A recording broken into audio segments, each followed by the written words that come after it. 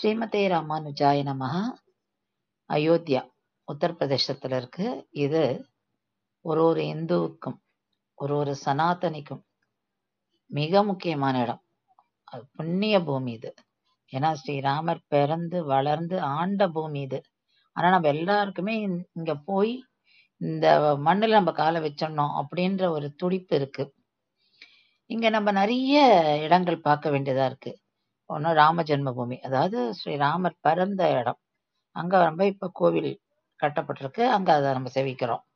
அது தவிர இங்க அனுமான் கட்டி அப்படின்னு இருக்கு, அனுமானுக்கான கோவில். அதை தவிர தசரதரோட பேலஸ், அந்த மாதிரி நிறைய இடங்களும் இருக்கு.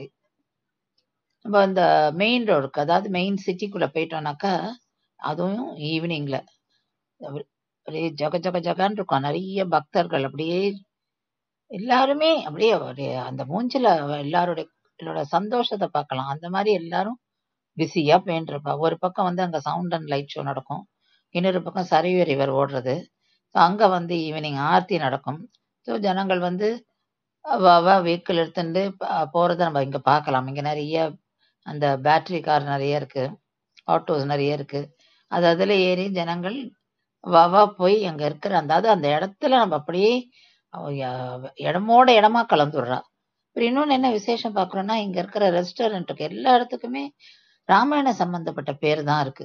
நம்ம பாக்குறது வீணை, பெரிய வீணை 40 அடி நீளமும் இதோட எடை 14 டன்ஸும். இது ரோட் நடுவுல இன்ஸ்டால் பண்ணியிருக்கா. It's a tribute to singer Lata Mangeshkar அவர்கள். Ayodhya is a place of spiritual, historical and cultural importance. அதுதான் நம்ம இங்க இதை பார்க்கிறோம். இப்படி வியந்து இந்த சிட்டியை பார்க்கிறோம். நம்ம கோசல நகரத்தின் தலைநகரமாக விளங்கிய அழகிய அயோத்தியா நமக்கு மிகச்சிறந்த புண்ணிய பூமி. ஸ்ரீ